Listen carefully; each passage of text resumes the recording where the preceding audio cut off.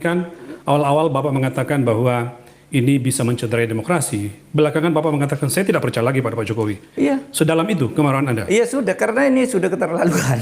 Bahayakan negara, menghancurkan konstitusi. Nah, kalau demokrasi dirusak, konstitusi dirusak, menurut saya ya, tidak ada artinya semua itu akhirnya. Apakah tidak berlebihan kalau kita hanya bicara tentang satu figur bernama presiden, dalam hal ini Pak Jokowi? Coba saya tanya kepada pemirsa terlebih dahulu ya. Siapa kira-kira pembenci Jokowi yang paling jahat dan yang paling menjijikkan hari ini? Coba saya tanya. Rocky Gerung kah? Anies Baswedan atau Ibu Megawati? Nah, tapi kalau jawaban saya itu adalah Pak Mahfud MD, pemirsa. Bahkan rasa sakit hati saya kepada Rocky Gerung itu tidak ada apa-apanya dibandingkan pada manusia satu ini. Pak Jokowi dari dulu sampai detik ini itu tidak pernah menjelekkan Pak Mahfud sama sekali.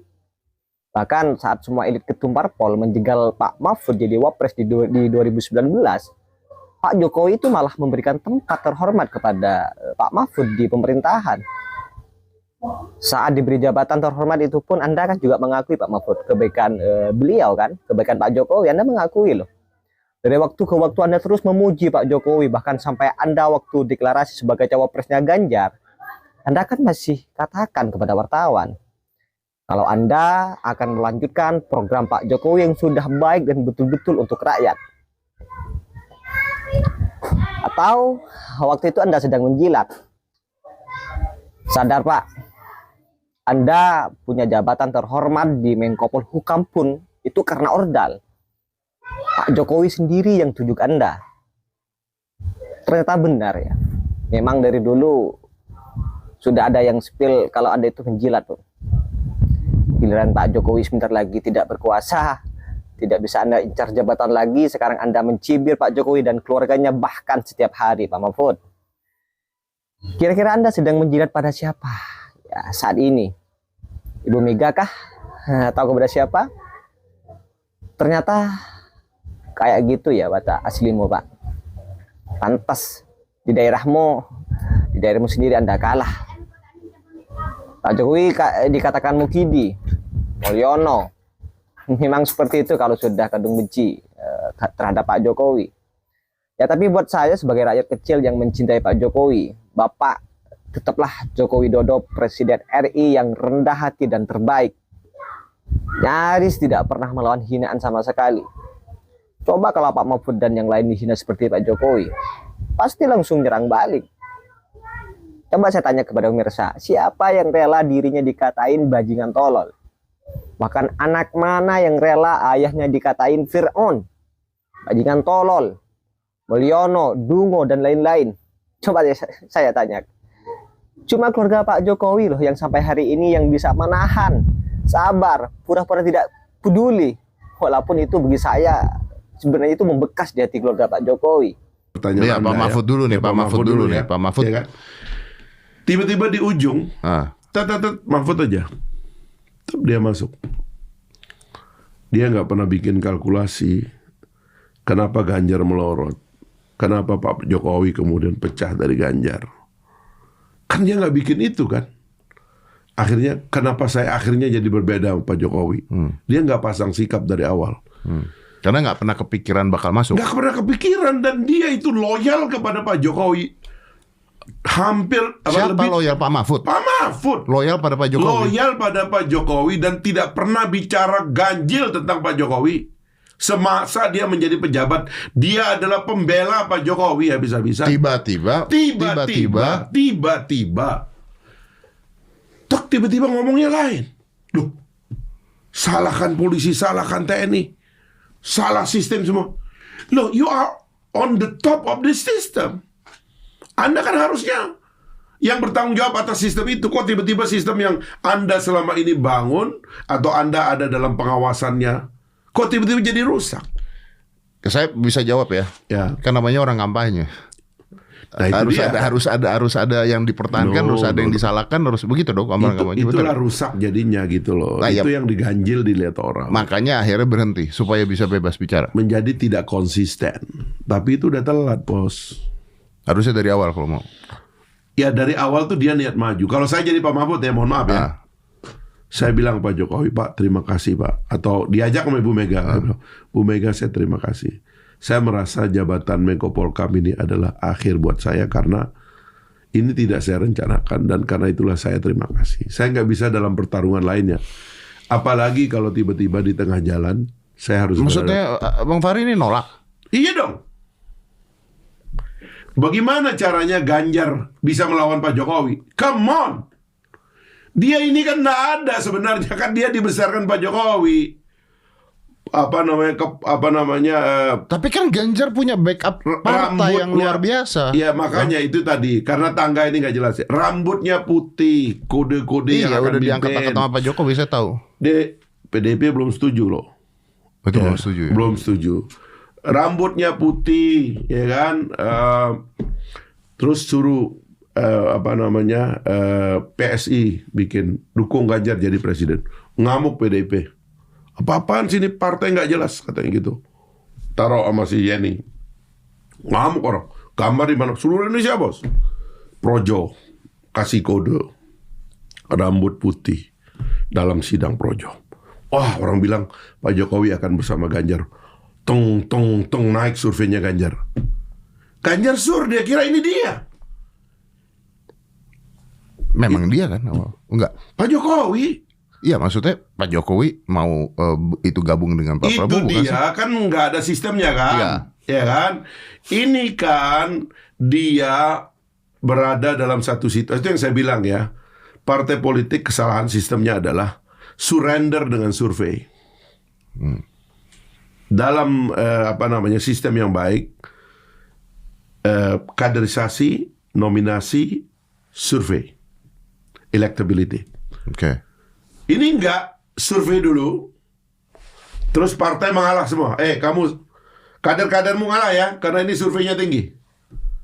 It's wrong.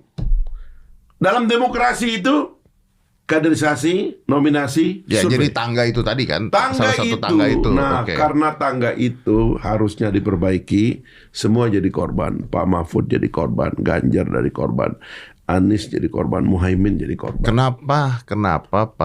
Kenapa partai itu memilih Pak Mahfud?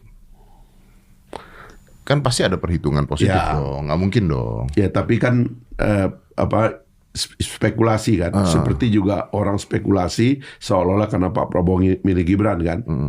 Tapi maksud saya kan kita bicara akhirnya Pak Mahfud dipenuhi oleh satu situasi di mana dia kena atau menjadi korban dari ketidakpastian yang dia izinkan berada dalam sistem politik. Kenapa Pak Mahfud mau? Ya itu yang saya nggak tahu gitu. Kalau saya jadi dia, saya akan bilang begitu. Cukup sudah Pak, saya sudah di sini.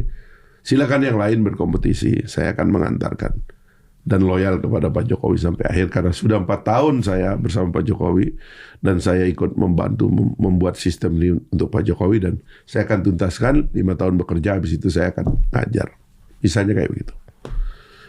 Tapi kemudian tiba-tiba last minute Ganjar dipaksa oposan kepada Pak Jokowi. Come on Ganjar. Dalam 10 tahun, 15 tahun ini kapan Anda pernah ngomong negatif tentang Pak Jokowi? Kapan? Nggak pernah. Even single word nggak pernah. Pak Mahfud juga demikian.